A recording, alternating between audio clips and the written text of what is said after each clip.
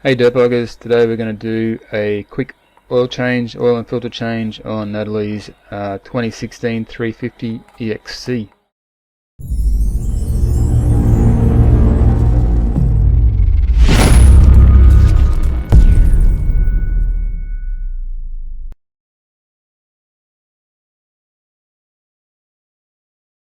It's a real easy job, this one. You don't need any special tools or skills or anything like that, so we're going to give this 2 out of 10 EMSIs.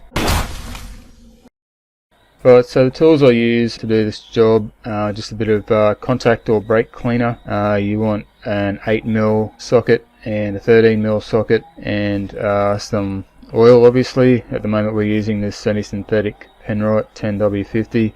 I think it's a pretty good compromise between cost and quality, so it's been working pretty well for us so far. And I've got a little measuring container there, it holds 1 litre of oil, and obviously a drain pan and a couple of rags, and of course a replacement oil filter, and some pointing nose pliers help too. So the first thing I always do is warm the engine up, so I just start the bike and let it idle for probably about maybe 5 minutes. It's a good idea to just start it up before you start getting all your tools and stuff ready. I actually just did a valve check on this yesterday, only because it's been seeping a bit of oil there out of the valve cover gasket, so I've siliconed it up and thought I'd check the valves while I was at it, and they're all in spec still, they haven't moved. So it hasn't actually been that long since I last checked them, so that's good. So how I tell if it's warm enough, I just make sure that the clutch cover side is warm to touch, and then should be right, the oil should be warm enough to come out freely. So you want to put your drain pan obviously underneath where your drain bolts are, and you can see on these 350s there are 2 drain bolts, and they're both 13mm. The one at the back there we've replaced with an aluminium one. It's a magnetic drain bolt, and then you've got the one with the screen behind it there on the side. So I always take the back one off first, and obviously just be careful that the oil doesn't get on you. You should probably wear gloves for this job, but I never do. Try not to drop the plug into the oil pan, otherwise you have to go fishing to get it out. And just make sure the little copper crush washer stays on the plug as well. You can see the magnetic tip on there. It's actually pretty clean this time, but there'll still be a little bit of, there's a little bit of gunk on there. Catches the tiniest little bits of metal. So they're a really good investment. It saves having those tiny shards of metal that happen with ordinary wear and tear. Saves them from circulating in the oil, just in case they don't get picked up by the filter. Personally, on these bikes, unless you're racing, I don't think it's necessary to use the top end synthetic oils. Obviously if you can afford it, it's better, but we're changing it every 500 k's or whatever, 15 hours, so there's no need to spend heaps of money as long as you stick to your keeping it fresh and changing it when it's due. Then I go ahead and remove the other 13mm drain bolt there, with the one with the screen behind it, and let that drain out a bit. Then you want to take your pointy nose pliers and pull that screen out, and just be careful with it. You can safely grip it on the edge of the plastic there and hook it out, but you don't need to be too rough with it. It does clip into place. So what I generally do at this point is just tip the bike side to side a bit, and it's you get a little bit more oil coming out if you do that. The more dirty oil you can get out of there, the better. Just remember to move the drain pan side to side, or else you're going to piss the missus off when you get oil all over the garage floor. So now we're just going to whip the oil filter cover off. You need to undo those 2 8mm bolts there, or you can use a Torx wrench if you have one handy. Put the drain pan underneath, or moved it far enough forward so that it's going to catch the oil that comes out of the oil filter hole as well. Most of it runs down the frame anyway. Just be aware that the oil is going to be hot too. I only just warm it up enough so that it's sort of lukewarm and it runs out nicely. You don't want it so hot that it's going to scald me every time it touches me. A lot of people have a few different tricks to getting the oil filter out. All I do is grab the pointy nose pliers, put them in the middle of the filter and pull outwards, and they grip on to the inner ring there, and you can just pull it straight out. Works quite well, and it's no stuffing around.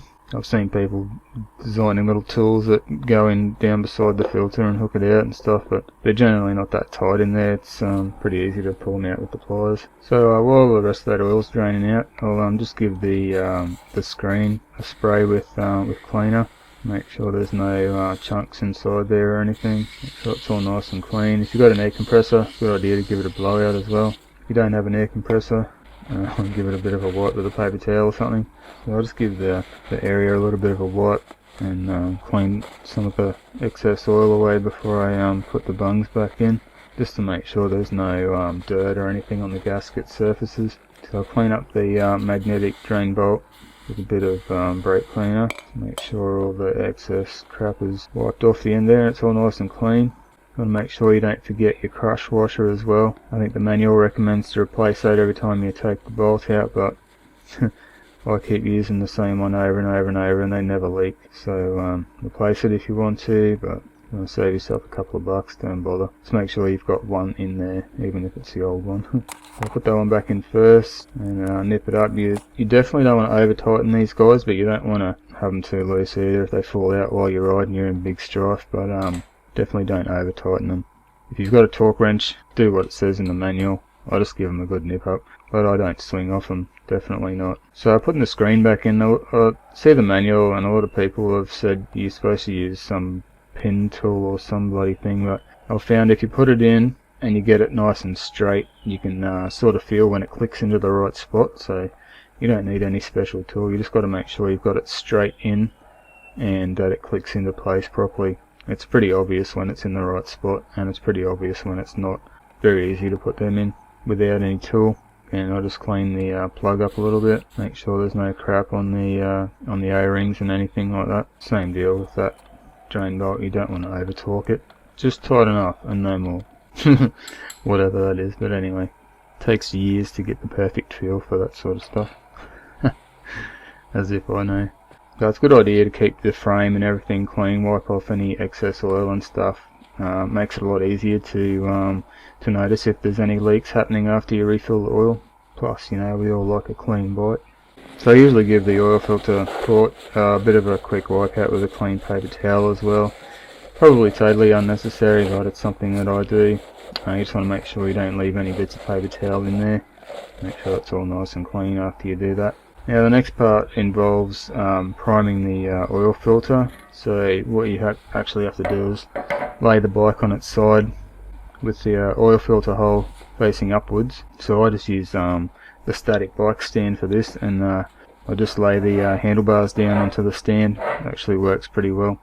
So what you want to do now is just put a little bit of fresh oil into your measuring jug or oil bottle. So once you've put a little bit in there for starters, you just want to fill up that oil filter hole, fill it up to about 1/2 to 3/4.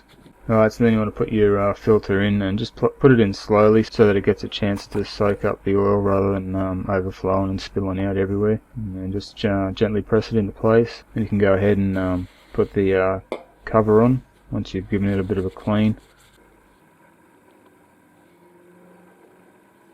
These are some other ones that you really don't want to over tighten.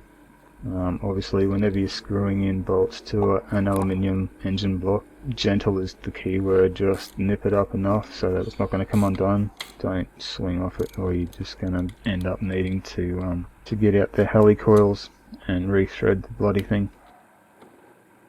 Then you want to stand the bike back up, and you're pretty much ready to fill it up with fresh oil.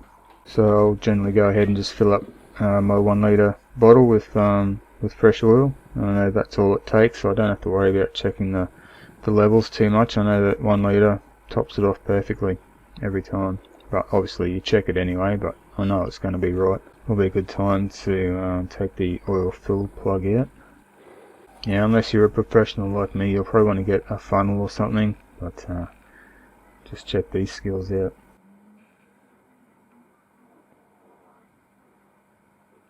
The funnel's just one more thing to clean.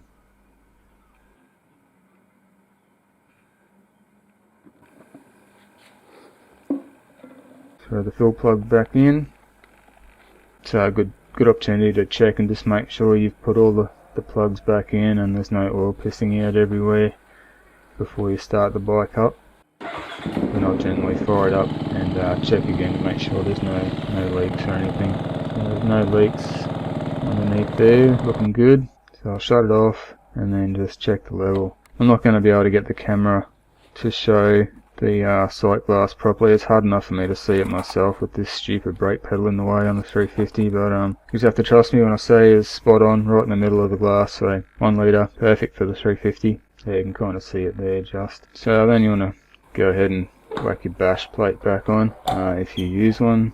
I'm actually surprised how well this plastic one, the stock plastic one that Nat's been using, has held up. It's I thought it would have broken a long time ago, especially being on a lowered bike. It takes a bit more punishment than usual, but yeah, it doesn't have any cracks or anything in it yet. I know it's not going to last forever, but it's definitely holding up pretty well. There you have it, job pretty much done.